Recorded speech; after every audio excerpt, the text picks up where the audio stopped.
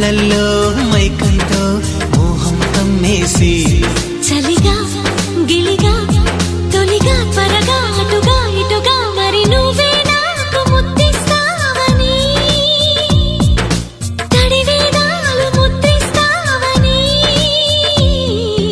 నమ్మడానికి ఎంత బాగుందో నీకోసం రెక్కల గుర్రం ఎక్కి వస్తానని